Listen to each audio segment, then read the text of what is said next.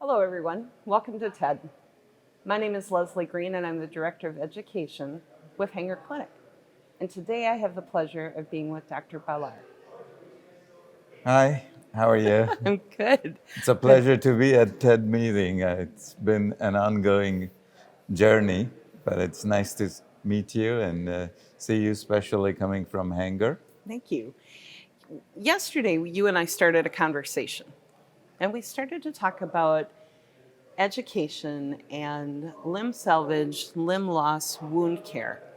I wonder if, for the sake of this talk, if we can go back to that and talk a little bit about when do we start to educate about the wound, but then the social integration, the emotional pieces.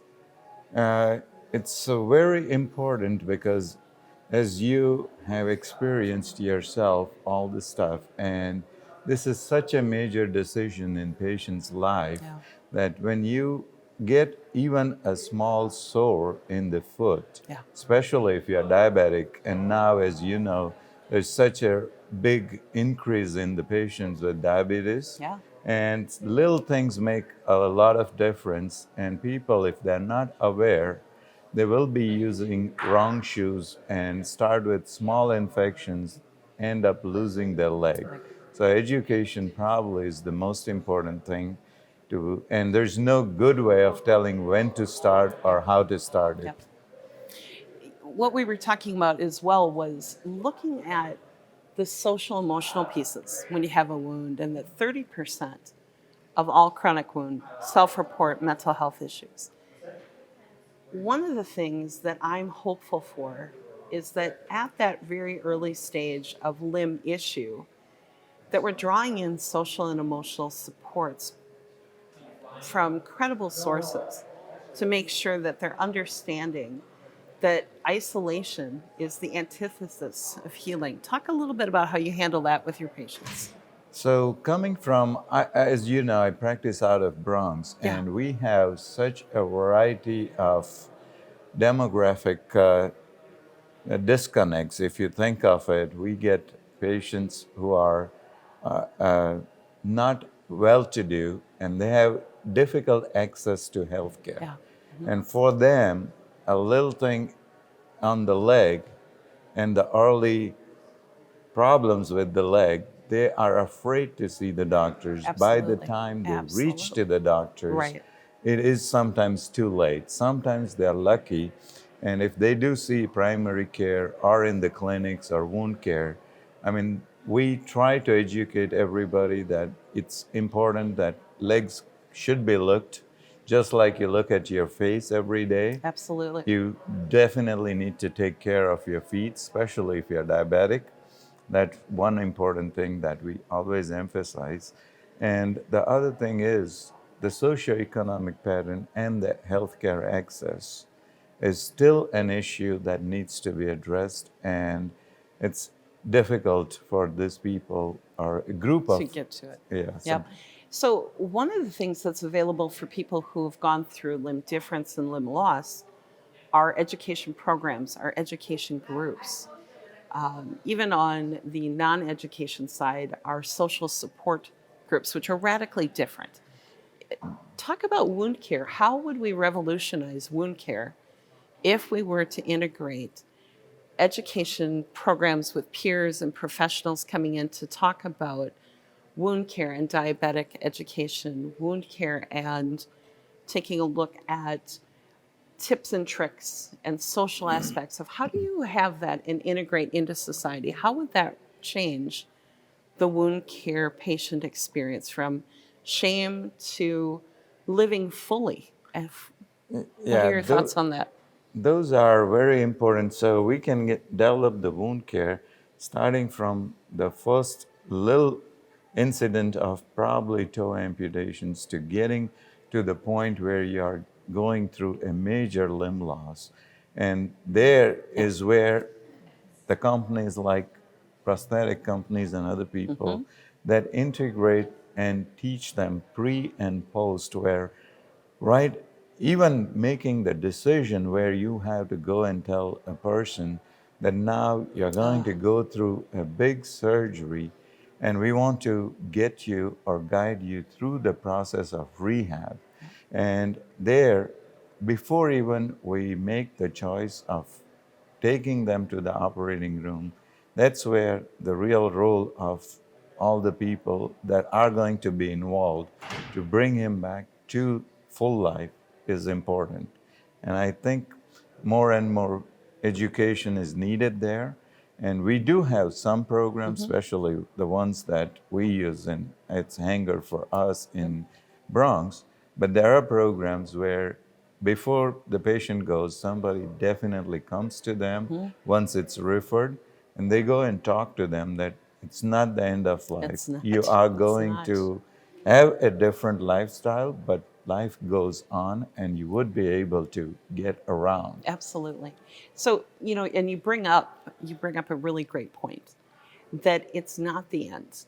And I think many times patients who are in wound care have the feeling that this is it and this is the best it's going to get. And that's that episodic isolation. What you're talking about is comprehensive continuum of care where patients have and different specialties have those relationships where a patient can come back in and navigate with ease because they know there's relationships built between the different specialty areas. Yeah, it has two components to it. One is where the family is and how the support structure of a person, because it's physical problem as well as psychological issues. Psychological issues can be dealt with family support and how the whole social structure is. Yep. Because now you're looking at a lifestyle which is very different. Before you were, simple thing, in the middle of night, Right. you just wake up and are so used to walking to the restroom. Absolutely. And all of a sudden,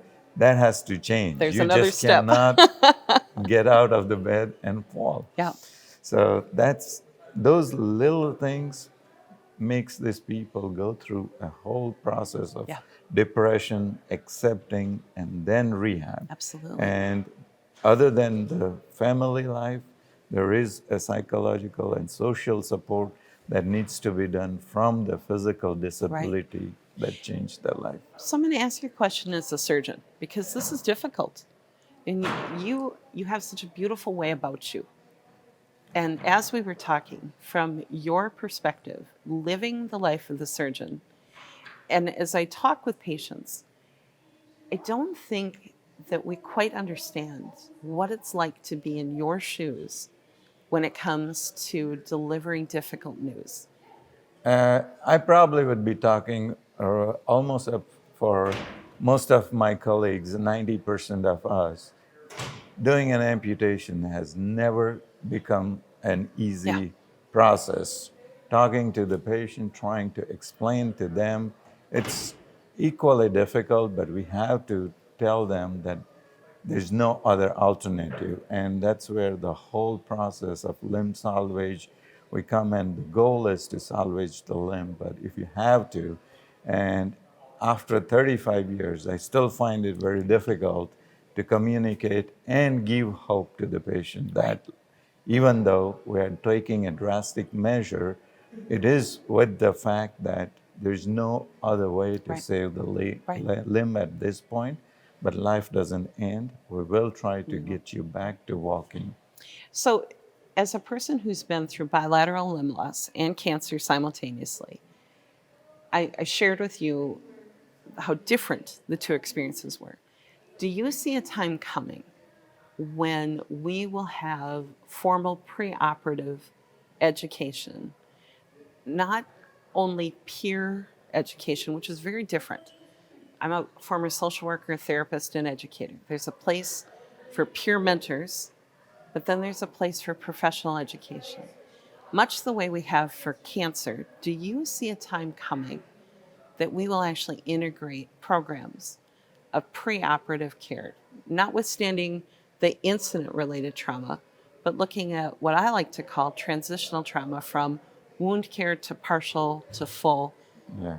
You've been in it 35 years. What do you see coming?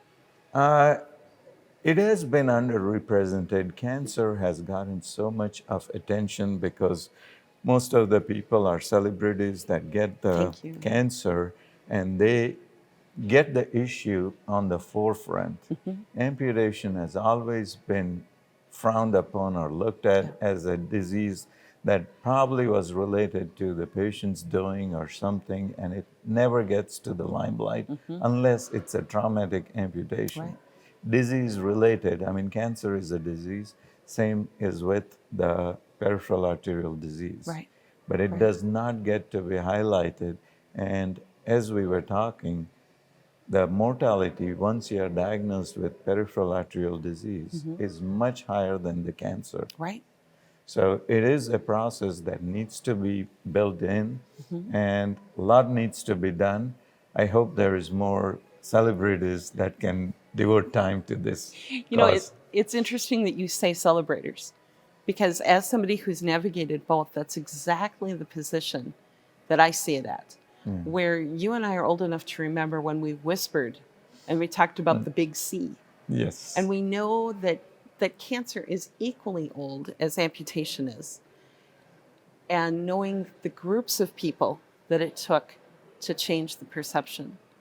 And as we move forward to 2030, knowing that the numbers of amputations will more than double at that point, it's partnerships and it's conversations like this that are going to change the reality, and programs that I'm able to bring forward, empowered care that is research-based, that says instead of the device, let's consider the whole human. And those partnerships, one-off, but being able to come and meet you and hear your background and your personality, it gives me great hope that someday we will all dress in bright orange and we'll have parades much the way we do with bright pink, right? That is very true. And I think the simplest thing is to make sure that we don't have amputations without even trying to look at the legs before they are offered Absolutely. as a last choice. Absolutely. And that is almost criminal. Absolutely. And in this day and age, when we see that being done, we see a lot of discussion about amputation prevention, but it needs to still be worked on. Right, right. And I think this conversation, sitting here as a bilateral with you, who travels and speaks, will bring hope to other surgeons who see this interview to know that the hope is there, the programs are there, the conversations will continue. So I want to thank you for taking this time and trusting me with your professionalism and your career to have this talk. Thank you, and it has been a pleasure to be with you. Thanks again. Thank you.